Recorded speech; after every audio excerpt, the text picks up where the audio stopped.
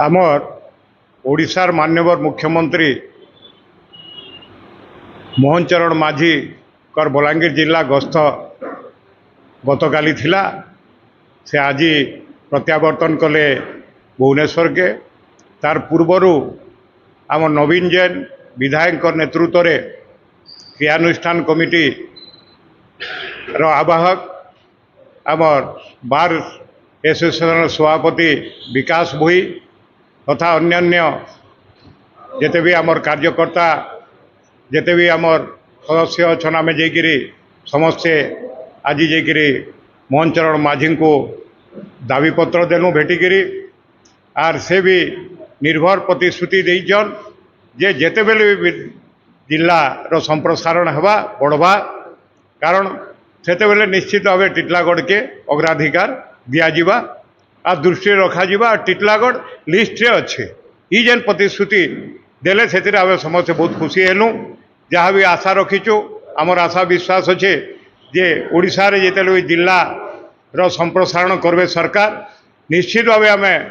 टिटलागढ़वासी आशा रखीचु विश्वास रखीचु आमर माननीय मुख्यमंत्री रूप रे सरकार को रूप रे जे टिटलागढ़ जिला निश्चित भाव है। तार कारण होचे जे आमर इटा 30 दशंधि धरिकी आमर दाबी लगिचे विभिन्न समय रे आम दाबी उपस्थापन करूँ पूर्व सरकार भी कहीचु किंतु कौन सी प्रकार प्रतिश्रुति खाली प्रतिश्रुति रे रहला फलप्रद नहीं है। आशा रखुचु ये सरकार जिते बड़े जिला निश्चित भाव बढ़ावे आ टिटलागढ़ के जिला करबे ये विश्वास भरोसा आमर अच्छे।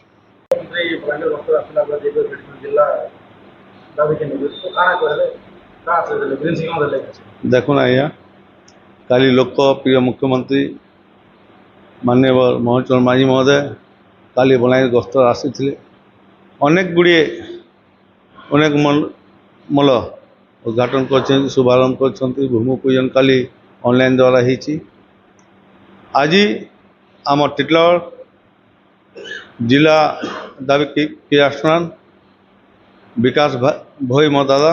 एवं समस्त क्रियानुष्ठान सदस्य माननीय मुख्यमंत्री को भेटिले सर्किट हाउस माननीय मुख्यमंत्री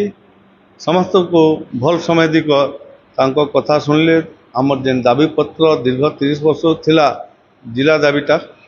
ताकू ग्रहण कले दाबीपत्र को एवं कहले आम टिटलागढ़ लिस्ट अच्छी आसंता दिने जेबे जिला हेब से निश्चय मुझे आशा कर माननीय मुख्यमंत्री निश्चय आमको जिला जेन दाबी अच्छी निश्चय पूरण कर। बलांगीर सर्किट हाउस रे आमर माननीय विधायक श्री नवीन जैन नेतृत्व में आम मोहन चरण माझी को देखा कलु तांको आमर फूलतोड़ा आमर जो मेमोरेंडमटा तांको प्रदान कलु से सादर रे ग्रहण कले आपर से सहित आलोचना बेल से कहले जे मो नजर अच्छी आग को भी टिटलागढ़टा लिस्ट रे अच्छी जिते बड़े भी से संप्रसारण हम कि जाना हो से आमको आम विषय चिंता करेंगे तो आम वक्तव्य आम जहाँ जानू आम से गोटे पॉजिटिव थिंकिंग अच्छी